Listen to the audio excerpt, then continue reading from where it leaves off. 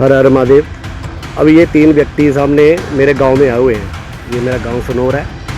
अब मैं इन तीनों से पूछ रहा हूँ कि आपके पास गांव में आने की परमिशन है, प्रधान की परमिशन है तो दिखा दो, अगर आपके पास पुलिस स्टेशन की परमिशन है तो दिखा दो, तो आप गांव में जाओ। तो ये बंदे मेरी बात ही नहीं मान रहे हैं। हेलो, मोदी जी से बात हुई, उन्होंने कहा है जो उचित समझो वो करो। लेकिन सर वो ऑर्डर। हेलो हेलो, एप्स्टीन की फाइल में जो नरेंद्र मोदी का नाम आया है, उसके बाद से नरेंद्र मोदी जी ने घुटने टेक कर, नाक रगड़कर, नतमस्तक होकर हिंदुस्तान के किसानों की बलि चढ़ाकर ये डील की है। उतनी ही महंगाई अमेरिका में बढ़ेगी। असल में ये टैरिफ भारत को नहीं बल्कि अमेरिका में भारत का सामान खरीदने वाले लोगों को चुकाना होगा, उनको भरना होगा। और ये टैरिफ अमेरिका में महंगाई का एक बड़ा विस्फोट करेगा। इस टैरिफ लेकिन ऐसा नहीं हुआ है। फ्री ट्रेड एग्रीमेंट हुआ है, 18% अब टैक्स लगेगा और ये भारतीय व्यापार के लिए और भारत की अर्थव्यवस्था के लिए। दोस्तों, 24 नवंबर 2026 को सुप्रीम कोर्ट का एक फैसला आया था। एक 25-26 पॉइंट की एक गाइडलाइन जारी की गई थी। ये गाइडलाइन किसी भी सरकार के लिए इस देश में अगर किसी भी आरोपी पर, किसी भी अपराधी पर, उसकी संपत्ति पर अगर बुलडोजर चलाना है तो उस गाइडलाइन का पालन करने का आदेश दिया गया था। वो पूरी पूरी गाइडलाइन तय की गई थी। लेकिन उत्तर प्रदेश की योगी आदित्यनाथ की सरकार ने, ऐसा लगता है कि सुप्रीम कोर्ट के आदेशों को, कानून को, संविधान को, उसके लिए एक अलग खूंटी बनाई है और वहां पर टांग दिया है। और अब सुप्रीम कोर्ट ने योगी आदित्यनाथ की सरकार को कानून का बहुत अच्छा वाला सबक दिया है। सुप्रीम कोर्ट ने एक बहुत तगड़ी टिप्पणी करते हुए योगी आदित्यनाथ की सरकार को कटघरे में ला खड़ा किया है बुलडोजर एक्शन को लेकर के। और आप जानते हैं कि बरेली से लेकर के सहारनपुर तक, सहारनपुर से लेकर के बहराइच तक और बहराइच से लेकर के प्रयागराज तक पता नहीं इतने कितने मामले हुए हैं जिसमें सीधे ना कोई लिखा पढ़ी, ना कोई नोटिस, ना कुछ, सीधा सरकार अपनी ताकत का उसने इस्तेमाल किया, अपने दांवपेचों का इस्तेमाल किया और बुलडोजर चला दिया। यानी कि एक तरीके से कानून और संविधान से ऊपर योगी आदित्यनाथ की सरकार ने बुलडोजर छाप मुहर बना रखी है। उत्तर प्रदेश में ऐसा लगता है कि उसने अपने हिसाब का सिस्टम बना रखा है जो कानून और संविधान से ऊपर है और इतर है। और अब उसी पर सुप्रीम कोर्ट ने हंटर चलाया है, डंडा चलाया। अभी मैं पूरी खबर आपको बताने जा रहा हूं। आपको बताऊंगा कि कैसे इलाहाबाद हाईकोर्ट ने संभल मामले में सीओ अनुज चौधरी समेत उन तमाम पुलिसकर्मियों को एक बड़ा झटका दिया है जिनके खिलाफ सीजेएम विभांशु सुधीर ने एफआईआर दर्ज करने का आदेश दिया था और उत्तर प्रदेश की पुलिस हाईकोर्ट पहुंची थी। क्या हुआ हाईकोर्ट में, मैं अभी आपको बताने की कोशिश करूंगा। मामले कुछ और हैं, उन पर भी बातचीत करेंगे, लेकिन सबसे पहले खबर ये देखिए, लंदन पोस्ट की खबर। सुप्रीम कोर्ट के फैसले के बावजूद यूपी में दंडात्मक तोड़फोड़ जारी है, कोट अनकोट। ये सुप्रीम कोर्ट की टिप्पणी है, हाईकोर्ट की टिप्पणी है, माफ कीजिएगा। हाई कोर्ट ने सुप्रीम कोर्ट के उस फैसले, उस गाइडलाइन का हवाला देते हुए योगी आदित्यनाथ की उत्तर प्रदेश की सरकार को पिन पॉइंटेड कहा है कि सुप्रीम कोर्ट के फैसले के बावजूद यूपी में दंडात्मक तोड़फोड़ जारी है और बुलडोजर एक्शन पर हाईकोर्ट ने सख्त नाराजगी जताते हुए यह आदेश दिया। मैं आपको इसको थोड़ा और विस्तार से बताता हूं। जरा ये अंग्रेजी की खबर आपकी स्क्रीन पर, इसको मैं हिंदी में आपको बताने की कोशिश करता हूं। इस खबर में बताया गया है कि इलाहाबाद हाईकोर्ट ने एक कड़ी टिप्पणी करते हुए कहा है कि सुप्रीम कोर्ट के नवंबर 2024 को उस फैसले के बावजूद जिसमें बुलडोजर जस्टिस को कानून के शासन के खिलाफ बताया गया था, उत्तर प्रदेश में दंडात्मक तोड़फोड़ जारी है। हाईकोर्ट ने राज्य सरकार से सवाल भी पूछा है, उत्तर प्रदेश की योगी सरकार से सवाल पूछा कि किसी अपराध के होने के तुरंत बाद किसी ढांचे को गिरा देना क्या यह राज्य का की शक्ति का छलपूर्ण प्रयोग नहीं है? राज्य की शक्ति का छलपूर्ण प्रयोग बताया है बुलडोजर एक्शन को। न्यायमूर्ति अतुल श्रीधरन और सिद्धार्थ नंदन की खंडपीठ ने यह कहा कि अदालत के सामने ऐसे कई मामले सामने आए हैं जिसमें कथित अपराध के तुरंत बाद कब्जाधारियों को फौरन नोटिस जारी किया और कानूनी औपचारिकताएं पूरी करने का दिखावा करके रिहायशी मकानों को ध्वस्त कर दिया गया। कोर्ट ने दोस्तों कोर्ट की ये टिप्पणी इसलिए भी बेहद इंपॉर्टेंट है क्योंकि लगातार ऐसे मामले उत्तर प्रदेश में सामने आए दिन आते रहते हैं। दूसरी तरफ एक और मामला इलाहाबाद हाईकोर्ट पहुंचा। आपको पता होगा कि संभल के सीजेएम जो अब नहीं रहे सीजेएम, उनको हटा दिया गया था, विभांशु सुधीर, उन्होंने संभल जामा मस्जिद केस में तत्कालीन संभल के सीईओ अनुज चौधरी और कई पुलिसकर्मियों के खिलाफ एफआईआर दर्ज करने का आदेश दिया था। उत्तर प्रदेश के पुलिस ने एफआईआर नहीं दर्ज की और उसने कहा कि हम इस पूरे मामले को माननीय उच्च न्यायालय के संज्ञान में लेकर के आएंगे, वहां जाएंगे। अब माननीय उच्च न्यायालय ने भी एक बड़ा और करारा झटका दिया है। जरा ये ट्वीट देखिए, वरिष्ठ पत्रकार ममता त्रिपाठी ने अपने ट्विटर हैंडल से इस पूरी जानकारी को लेकर के दिया है। बताया गया कि संभल में सीजेएम विभांशु सुधीर के आदेश एएसपी अनुज चौधरी सहित कई पुलिस वालों पर एफआईआर के खिलाफ यूपी पुलिस इलाहाबाद हाईकोर्ट गई थी, जहां उसे फिलहाल कोई राहत नहीं मिली है। इलाहाबाद हाईकोर्ट ने फिलहाल उत्तर प्रदेश पुलिस यानी कि संभल के तत्कालीन सीईओ अनुज चौधरी और उन पुलिसकर्मियों को फिलहाल कोई राहत नहीं दी है। इलाहाबाद हाईकोर्ट के जस्टिस समित गोपाल ने संभल मामले की सुनवाई को लेकर के राहत ना देते हुए कहा है कि अब इस पूरे मामले को हम 9 तारीख को सुनेंगे, 9 फरवरी को सुनेंगे। कहा तो यह भी जा रहा, दावा यह भी किया जा रहा कि बहुत ज्यादा संभावनाएं हैं कि उत्तर प्रदेश पुलिस और खास तौर पर संभल के तत्कालीन सीईओ अनुज चौधरी और उन पुलिसकर्मियों के खिलाफ कोई बड़ा झटका लग सकता है। इस बीच दोस्तों कुछ और खबरें मैं आपको दिखाता हूं। जरा ये वीडियो देखिए, सबसे पहले आपकी स्क्रीन पर देखिए जरा। हर हर महादेव। अब ये 3 व्यक्ति सामने मेरे गांव में आए हुए हैं। ये मेरा गांव सनौर है। अब मैं इन तीनों से पूछ रहा हूं कि आपके पास गांव में आने की परमिशन है, प्रधान की परमिशन है तो दिखा दो, अगर आपके पास पुलिस स्टेशन की परमिशन है तो दिखा दो, तो आप गांव में जाओ। तो ये बंदे मेरी बात ही नहीं मान रहे हैं। ना इनके पास इन्होंने परमिशन बताया जसूर की, वो अभी तक मैंने देखी भी नहीं है, तो ना ये दिखा रहे हैं। तो आप ये देख लो, तीनों बंदे हैं, ये गांव में आ रहे हैं। मैंने इनको साफ ही बोला अगर तो आपके पास परमिशन है तो आप गांव में आओ, हमें कोई प्रॉब्लम नहीं है।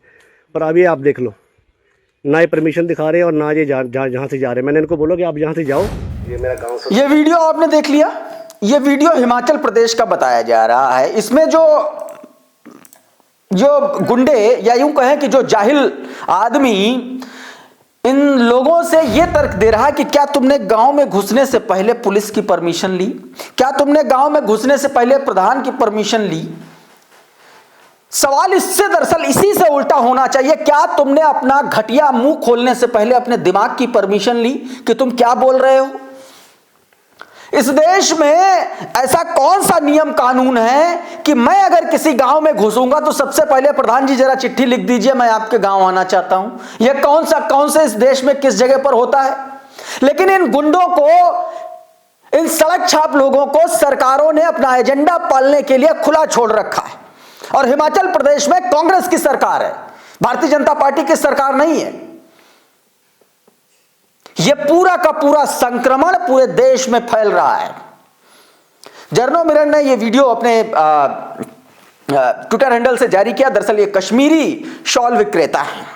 कश्मीर चाहिए, नफरतियों को कश्मीर में प्लॉट चाहिए, कश्मीरियों से शादी कर लेंगे, शादी चाहिए, लेकिन कश्मीरी अगर शॉल बेचने आ जाए, कश्मीरी अगर ड्राई फ्रूट बेचने आ जाए तो फिर उसको आतंकवादी और जिहादी कर करके गांव से भगा देंगे। यह दरअसल इनका डबल स्टैंडर्ड है। एक और तस्वीर दिखाता हूं।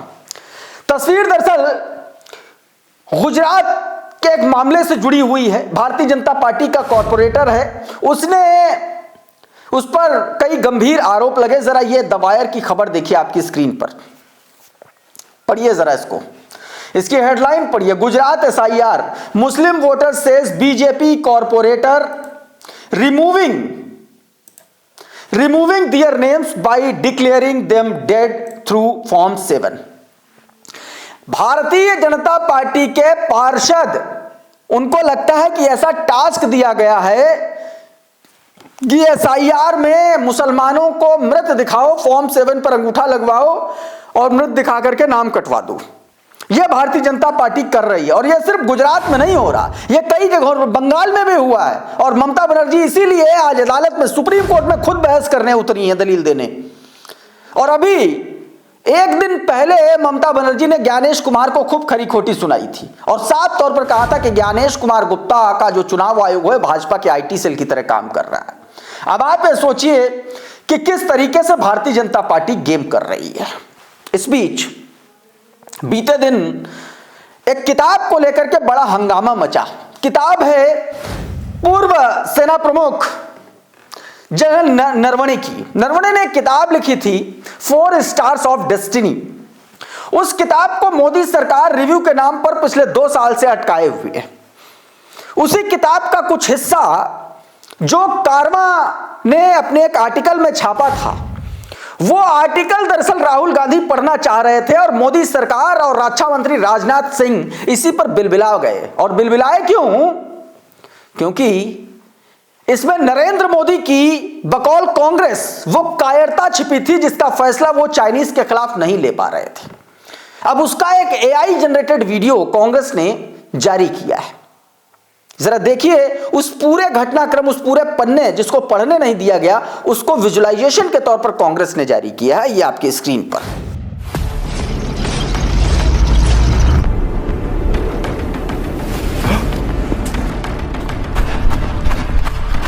सर, चाइना के टैंक हमारी ओर बढ़ रहे हैं। हमारे लिए क्या आदेश है?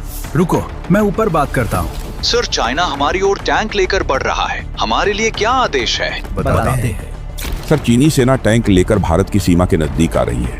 हमारी सेना के लिए क्या आदेश है? अरे इसमें मैं क्या कर सकता हूँ? जो उचित समझो वो करो। हेलो। मोदी जी से बात हुई, उन्होंने कहा है जो उचित समझो वो करो। लेकिन सर, वो ऑर्डर। Hello hello. देश के सामने ये एक गंभीर विषय था। प्रधानमंत्री मोदी को सब बताया गया था, लेकिन उन्होंने निर्णय नहीं लिया। ये कायर व्यक्ति के लक्षण है, किसी जिम्मेदार व्यक्ति के नहीं।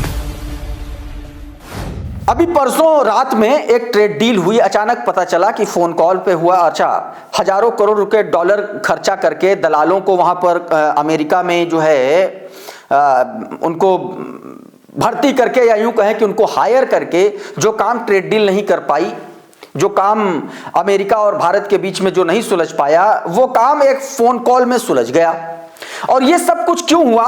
क्योंकि जिस दिन फोन कॉल आई उसके ठीक एक दिन पहले जेफरी एप्स्टीन, दुनिया का सबसे बड़ा यौन अपराधी, जो छोटी छोटी बच्चियों को बुला करके दुनिया के तमाम ताकतवर लोगों के साथ को बुला करके उनके साथ जो है घटिया हरकत करवाता था, घटिया काम करवाता था।